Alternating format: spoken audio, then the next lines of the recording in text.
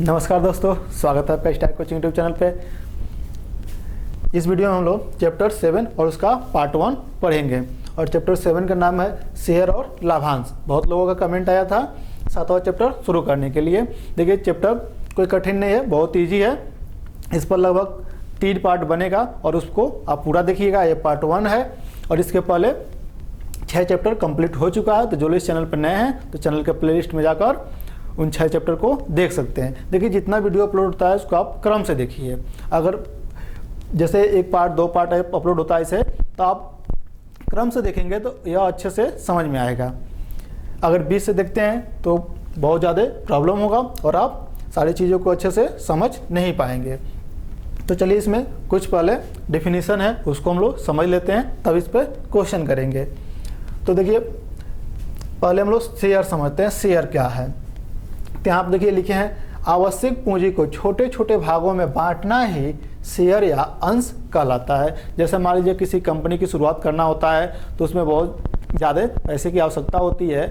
तो कोई एक व्यक्ति उसे पूरा पैसा इकट्ठा नहीं कर पाता है, तो 10, 15 या 20 लोग मिलकर, या मतलब जितने लोग भी हो सकते हैं, अधिक से अधिक लोग या 2-4 लोग भी एकत्रित होकर उसमें अपना अपना पैसा लगाते हैं और उसका शुरुआत करते हैं। तो वही शेयर कहलाता है।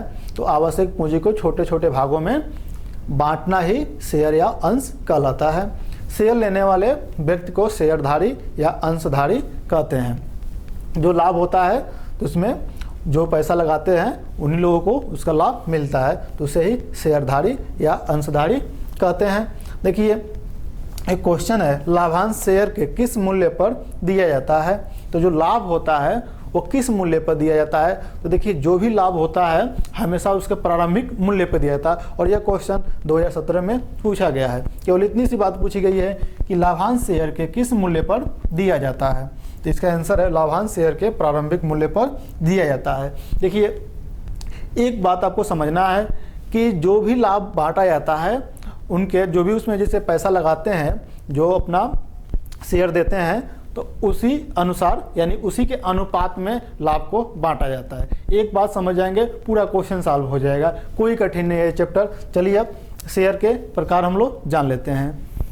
चलिए, शेयर के प्रकार जान लेते हैं। शेयर का प्रकार, तो शेयर के जो प्रकार हैं, तो शेयर 2 प्रकार के होते हैं। पहला जो है समता शेयर। तो समता शेयर क्या है, इसको जान लेते हैं। देखिए, समता शेयर में शेयर करने वाले भागीदारों को कंपनी के लाभ कमाने पर मिलने वाले लाभ पर पूर्वाधिकार नहीं होता है। यानी जो कंपनी का जो लाभ होता है उस पर पूर्वाधिकार नहीं होता है। इस प्रकार के शेयर में लाभांश की कोई निश्चित दर नहीं होती है। यानी कोई फिक्स दर नहीं होता है कि कितना लाभ होगा, वो कंपनी के लाभ पर निर्भर करता है। अगर ज़्यादा लाभ होगा कंपनी का, 3 लोगों का भी शेयर जो होगा ज़्यादा होगा, लाभांश ज़्यादा होगा, कम होगा तो कम, यानी निश्चित दर नहीं होगा। जैसे इसमें भी हम लोग देखेंगे, इसमें निश्चित दर, इसमें निश्चित दर होगा। तो यहाँ देखिए, पूर्वाधिकार शेयर में, पूर्वाधिकार शेयर जो होता है, दूसरा टाइप पूर्वाधिकार शेयर। पूर्वाधिकार शेयर में सामान्यतः अंशधारियों को निश्चित दर से लाभांश प्राप्त करने का तथा कंपनी के समापन के समय पूंजी के पुनः भुगतान का पूर्वाधिकार होता है। यानी इन लोगों का जो दर है, लाभ जो है, लाभांश है, एक निश्चित दर पर मिलता है। एक निश्चित दर यानी फिक्स होता है इन लोगों का। अब देखिए, पूर्वाधिकार शेयर जो होता है यह 2 प्रकार का होता है। 2 प्रकार का होता है। पहला जो है संचयी पूर्वाधिकार शेयर और दूसरा असंचयी पूर्वाधिकार शेयर। चलिए, अब इसको हम लोग समझ लेते हैं क्या है संचयी पूर्वाधिकार शेयर। जैसे क्या होते हैं, जो शेयरधारी होते हैं, अंशधारी, वो पैसा जब लगाते हैं जिस वर्ष के लिए, उस वर्ष अगर लाभ नहीं होता है तो वह पैसा फिर अगले वर्ष के लिए चला जाता है। तो फिर अगले वर्ष जब लाभ होता है तो उसे लाभांश मिलता है। लेकिन यहाँ पे देखिए, असंचयी पूर्वाधिकार शेयर में इसमें क्या होता है, जिस वर्ष के लिए अंशधारी पैसा लगाते हैं उस वर्ष अगर लाभ नहीं होता है तो फिर उन्हें लाभ नहीं मिलेगा, और अगले वर्ष यदि लाभ होता है तो वह लाभ की मांग नहीं कर सकते हैं। अगले वर्ष ये लोग लाभ की मांग नहीं कर सकते हैं। जिस वर्ष के लिए पैसा लगाएंगे, यदि उस वर्ष लाभ होगा तो लाभ ले सकते हैं, यदि उस वर्ष लाभ नहीं हुआ तो अगले वर्ष जब लाभ होगा तो उसमें वो लोग मांग नहीं कर सकते हैं। चलिए अब हम लोग तो शेयर जान चुके हैं, अब लाभांश के बारे में जान लेते हैं। देखिए इसका आप नोट बना लीजिए, क्योंकि डिफिनीशन भी एग्जाम में पूछा जा सकता है। चलिए लाभांश समझ लेते हैं। लाभांश क्या है? देखिए किसी कंपनी में प्रारंभिक पूंजी लगाने पर, किसी कंपनी में प्रारंभिक पूंजी लगाने पर जो लाभ होता है उस लगाई गई पूंजी के अनुसार अंशधारी या शेयरधारी, देखिए दोनों एक ही व्यक्ति है, अंशधारी और शेयरधारी दोनों एक ही है, अंशधारी या शेयरधारी में बांट देने पर प्राप्त पूंजी लाभांश कहलाती है। यानी जो प्रारंभिक पूंजी लगाने पर जो लाभ होता है वही लाभ अंशधारियों में बांट देने पर प्राप्त जो पूंजी होती है उसे लाभांश कहते हैं। और देखिए यहाँ पे दलाल और एवं दलाली, ये भी एक शब्द है, इसको भी समझ लेते हैं। तो दलाल एवं दलाली, देखिए शेयर बाजार से संबंधित दलाल वह व्यक्ति होता है जिसे शेयर बाजार का पूर्ण ज्ञान होता है। तो जिसे शेयर बाजार का पूर्ण ज्ञान होता है उसे दलाल कहते हैं। इसी व्यक्ति से शेयर खरीदा या बेचा जाता है, इसे ब्रोकर भी कहते हैं। देखिए इंग्लिश में इसे ब्रोकर कहते हैं और उसको हिंदी में देखा जाए तो दलाल कहते हैं। अब यहाँ देखिए एक और है, शेयर को बेचने या खरीदने में दलाल मदद करते हैं। देखिए जब शेयर बाजार का जिसे जानकारी होता है उसे दलाल कहते हैं और वही वस्तु को खरीदने या बेचने में मदद करते हैं। और इसके बदले यानी जो दलाल मदद करते हैं उनकी इस सेवा के बदले उन्हें कुछ कमीशन या फीस देनी होती है, इसे दलाली कहते हैं। तो देखिए जो वस्तुओं को बेचने या खरीदने में मदद करते हैं उसके बदले वो कुछ कमीशन या फीस लेते हैं और जो कमीशन या फीस लेते हैं उन्हें दलाली कहते हैं। और जो दलाल होते हैं उन्हें शेयर बाजार का पूरा ज्ञान होता है। तो देखिए इस चैप्टर से जो भी डिफिनीशन था हम लोग समझ चुके हैं और इसका आप लोग नोट बनाइए और इसे याद रखिए। अब चलिए इस पे क्वेश्चन देखते हैं, क्वेश्चन कैसे पूछा जाता है। चलिए पहला क्वेश्चन देखते हैं। पहला क्वेश्चन दिया है, 3 अंशधारी क्रमशः 600 रुपये, 800 रुपये तथा 1000 रुपये में व्यापार करते हैं। यदि 480 रुपये का मुनाफा हुआ तो सभी व्यक्तियों का कितना मिलेगा, यानी सभी व्यक्तियों को कितना मिलेगा। 480 रुपये का मुनाफा हुआ तो सभी व्यक्तियों को कितना मिलेगा, यानी यही लाभ जो है 480 को बांटना है तीनों व्यक्तियों में। तो ऐसे क्वेश्चन जब भी बनेंगे तो उसमें उन लोगों का मूलधन देगा, जो मूलधन अपना लगाते हैं तो उन्हीं का अनुपात जब लेंगे तो वह लाभांश का अनुपात होता है। तो लाभों का अनुपात निकालने के लिए उनका जो मूल्य होता है मूलधनों का, यानी जो लागत होता है तो लागत का अनुपात लिख देंगे तो वही लाभांश का या लाभों का अनुपात होता है। तो इसमें जब भी क्वेश्चन बनेगा अगर उनका मूलधन दिया है तो मूलधन का जो रेशियो लेंगे वो लाभांश का रेशियो होगा। देखिए इस पे इसके बाद लगभग 2 पार्ट और बनेगा तो इसको लेकर 3 पार्ट होगा। तीनों पार्ट आप टोटल कंप्लीट देख लेते हैं तो इससे यानी लाभांश और शेयर से जितना भी क्वेश्चन बनेगा आप उसे आसानी से सॉल्व कर सकते हैं। तो चलिए इसको सॉल्व करते हैं। तो यहाँ लिखेंगे तीनों, देखिए इनका मूलधन दिया है और लाभ भी दिया है 480, तो हम इसका लाभांश का जब अनुपात लिखेंगे यानी लाभों का अनुपात तो इसी का अनुपात लेंगे। तो यहाँ लिखेंगे तीनों व्यक्तियों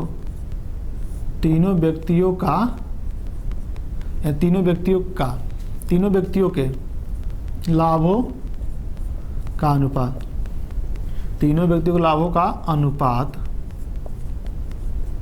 अनुपात बराबर, ये देखिए 600 है और यहाँ अनुपात लगाइए 800, अनुपात हम लोग पहले चैप्टर में पढ़ चुके हैं, यहाँ पे 1000। देखिए या फिर लिख सकते हैं बराबर, यहाँ पर 2 0 हटा दें तो यह हो जाएगा, यहाँ फिर लिख सकते हैं या पूरा अगर काट दें तो 2 0 तो यहाँ से कट जाएगा, यहाँ से 2 0, यहाँ से 2 0 और फिर यहाँ पे 2 से काटे तो 3 होगा और इसको 2 से काटेंगे तो 4 बार में कटेगा और इसको 2 से काटेंगे तो 5 बार में, तो 3 4 5 का अनुपात होगा। तो यह लाभों का अनुपात होगा और लाभों का अनुपात जब भी निकालेंगे तो मूलधन का रेशियो ले लेंगे, वो लाभों का अनुपात हो जाएगा। अब यहाँ लिखेंगे अनुपाती योग, यानी जो अनुपात में है इसको जोड़ लें, तो यहाँ पर जोड़ लेंगे तो यहाँ लिखेंगे अनुपाती योग। अनुपाती योग जो होगा इसको जोड़ लें तो 5 और 4 9 और 3 12 होगा। तो 12 इनका अनुपाती योग होगा। अब यहाँ देखिए तीनों का अलग अलग बताना है, तो यहाँ लिखेंगे पहले व्यक्ति का, तो यहाँ लिखेंगे पहले व्यक्ति का लाभ। तो पहले व्यक्ति का लाभ निकालेंगे तो देखिए टोटल लाभ कितना है 480 गुणे 480। अब पहले व्यक्ति का लाभ कितना हो रहा है 3, तो यहाँ लिखेंगे 3 और टोटल कितना लाभांश है 12 है तो 12, तो 3/12 करेंगे। तो यहाँ देखिए 12 से इसको काट देंगे तो 12 चौको 48 एक 0 है तो 0, तो 40 बार में ये कट जाएगा तो बराबर। अब 40 गुणे 3 होगा, 40 गुणे 3 होगा, तो 40 का जब 3 में गुणा कर देंगे तो 4 3 12 और एक 0 होगा तो 120 रुपये। यानी पहले व्यक्ति का जो लाभ आया वह 120 रुपये आया। वैसे ही अब देखिए यहाँ लिखेंगे दूसरे व्यक्ति का लाभ, और लाभ कितना है 480 पे ही तीनों का निकालेंगे तो 480 गुणे दूसरे व्यक्ति का लाभ कितना है 4 है तो 4 और टोटल अनुपाती योग कितना है 12 है तो 12 से सब में भाग करेंगे। फिर इसको देखिए यहाँ पर काटेंगे 40 बार में तो ये भी कटेगा तो 40 बार में ही कटेगा, और 40 का गुणा जब 4 में करेंगे तो 4 चौको 16 होगा, यानी 40 गुणे यहाँ पर 4 लिख सकते हैं। अब यहाँ गुणा कर सकते हैं, डायरेक्ट भी गुणा कर सकते हैं, तो 4 चौको 16 और एक 0 तो 160 रुपया दूसरे व्यक्ति का लाभ होगा। अब तीसरा निकालें तो यहाँ लिखेंगे तीसरे व्यक्ति का लाभ बराबर 480 पर सबका करेंगे। अब यहाँ देखिए 5 होगा 5/12, यही चीज़ आपको याद कर लेना है। अगर आप अच्छे से समझ लेते हैं तो कोई भी क्वेश्चन होगा आप आसानी से कर सकते हैं। पहले क्या करेंगे, जो उसका मूलधन दिया होगा वो लाभों का अनुपात हो जाएगा, और लाभों का अनुपात निकालने के बाद अनुपाती योग कर लेंगे, और फिर जितने का लाभ हुआ होगा उतना गुणे, और जब पहले व्यक्ति का निकालेंगे तो 3/12, दूसरे का निकालेंगे तो 12 यानी 4/12, और तीसरे व्यक्ति का जब निकालेंगे तो 5/12, या 3/12 4/12 5/12 ऐसे करेंगे, और 480 से गुणा करते जाएंगे, तीनों का निकल जाएगा। तो यहाँ फिर ये काटेंगे तो 40 बार में ही कटेगा, तो यहाँ लिखेंगे 40 गुणे 5 तो यह हो जाएगा 4 5 20 और एक 0 यहाँ पे, तो यह हो जाएगा 200 रुपये। तो देखिए तीनों का निकल गया। पहले व्यक्ति का लाभ जो होगा 120 रुपया, दूसरे व्यक्ति का लाभ 160 रुपया, तीसरे व्यक्ति का जो लाभ होगा 200 रुपये होगा। देखिए कितना आसान क्वेश्चन है, तो उम्मीद है कि क्वेश्चन आप अच्छे से समझ पाएंगे। चलिए अब दूसरा क्वेश्चन देखते हैं। कोई प्रॉब्लम हो तो आप कमेंट में बताइए, अगले वीडियो से उसको दूर करने की कोशिश की जाएगी। दूसरा क्वेश्चन दिया है, एक व्यवसाय में 3 भागीदार 2000 रुपये 2500 रुपये तथा 1000 रुपये लगाते हैं। 800, देखिए यहाँ पर ये 800 है, 880 रुपये का लाभ होने पर प्रथम तथा अंतिम भागीदार को कितनी राशि मिलेगी। तो यहाँ देखिए प्रथम और अंतिम भागीदार को कितनी राशि मिलेगी। तो चलिए इसको हल करते हैं। तो यहाँ पे फिर वही लिखेंगे कि यहाँ पे देखिए तीनों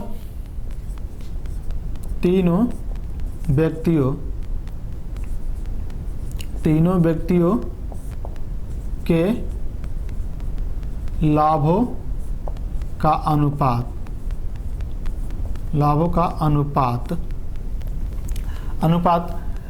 बराबर 2000 रुपये अनुपात 2500 अनुपात 1000। यहाँ देखिए 2 0 से यहाँ 2 0 तीनों में हटा दें। अब देखिए 5 से कट जाएगा, तो 5 से काटेंगे तो 5 चौको 20, 5 5 25 और 5 दूना 10। अब ये किसी संख्या से कटेगा नहीं। देखिए जब दशमलव अनुपात में बदलते हैं तो ऐसा अनुपात लास्ट में बदलते हैं कि यह किसी से कटे ना। अब देखिए 4, 5, 2 फिर किस संख्या से कटेगा नहीं। अब यहाँ देखिए लिखेंगे अनुपाती योग, अनुपाती योग, अनुपाती योग। अब जोड़ लें 5, 4, 9, 2, 11। अनुपाती योग 11 हो जाएगा। अब देखिए तीनों का नहीं पूछा है, प्रथम और अंतिम। तो यहाँ लिखेंगे प्रथम व्यक्ति का लाभ। तो प्रथम व्यक्ति का लाभ बराबर, लाभ टोटल कितना है 880 है, तो 880 गुणे प्रथम व्यक्ति कितना है 4 है, तो यानी प्रथम व्यक्ति का जो लाभ है 4 है, यानी 4 रेशियो जो है। और टोटल अनुपाती योग कितना है 11 है, तो बटे 11। अब 11 से इसको काट देते, 11 बटे 88, एक जीरो है तो 80 हो जाएगा। अब यहाँ लिखेंगे 80 गुणे 4, 8 चौक को 32 और ये जीरो, तो 320 रुपये होगा। तो प्रथम व्यक्ति का जो लाभ होगा वह 320 रुपये होगा। अब देखिए अंतिम व्यक्ति का, दूसरे व्यक्ति का नहीं निकालना है, अंतिम व्यक्ति का। तो यहाँ लिखेंगे अंतिम व्यक्ति का लाभ बराबर, तो अंतिम व्यक्ति का जो लाभ है तो यह भी 880 पे ही निकाला जाएगा। और अंतिम व्यक्ति कितना है 2 है, 2 बटे 11, क्योंकि 11 टोटल अनुपाती योग है। तो 11 से फिर इसको काटेंगे तो यह 8 बार में ही कटेगा और एक जीरो 80। तो यह भी लिख सकते हैं, इसको भी 80 गुणे 2, तो 8 दूना 16 और एक जीरो रहेगा, तो 160 रुपया। तो प्रथम व्यक्ति का लाभ 320 रुपया और अंतिम व्यक्ति का लाभ 160 रुपये। उम्मीद है कि ये क्वेश्चन आपको समझ में आया होगा।